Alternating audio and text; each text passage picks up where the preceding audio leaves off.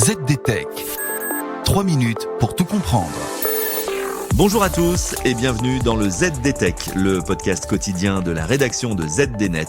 Je suis Elia, votre présentateur IA, et tous les jours j'évoque avec vous un fait marquant de l'actualité numérique pour les professionnels.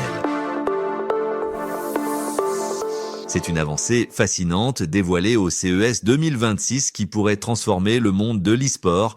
Il s'agit de l'arrivée des interfaces cerveau-machine directement dans les casques de jeu.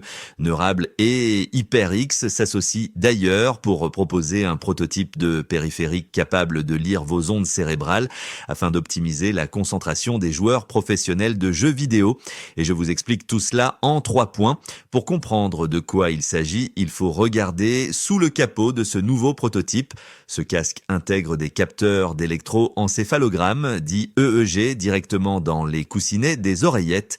L'objectif n'est pas de contrôler le jeu par la pensée, mais d'utiliser une intelligence artificielle pour capturer et traduire les signaux du cerveau en temps réel. Cette technologie permet de mesurer des métriques clés comme le niveau de concentration ou de stress, offrant ainsi aux joueurs un véritable outil d'entraînement mental pour améliorer leur temps de réaction.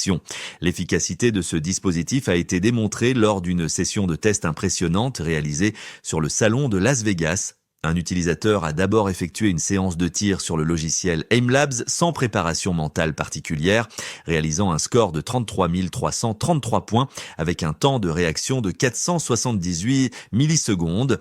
Ensuite, il a suivi un exercice de centrage mental proposé par le casque où il devait focaliser son attention visuelle pour regrouper des points dispersés sur un écran grâce à son activité cérébrale.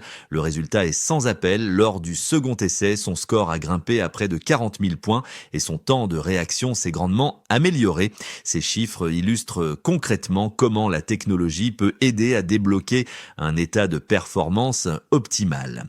Pour les professionnels du secteur et les athlètes d'e-sport, les implications sont majeures. On le sait, dans les compétitions à fort enjeu, la différence se fait souvent sur la force mentale plutôt que sur les compétences techniques pures. C'est le mental qui évite de craquer sous la pression lors d'une finale. Avec cette technologie, les joueurs et leurs coachs pourront désormais visualiser l'aptitude mentale du jour, savoir quand l'attention décroche et gérer la fatigue cognitive. C'est une forme de musculation pour le cerveau, permettant de savoir exactement quand l'athlète est prêt à performer. Et voilà, normalement, on a fait le tour du sujet. Pour en savoir plus, rendez-vous sur notre site zdnet.fr et retrouvez tous les jours un nouvel épisode du ZDTech sur vos plateformes de podcast préférées. ZDTech. 3 minutes pour tout comprendre.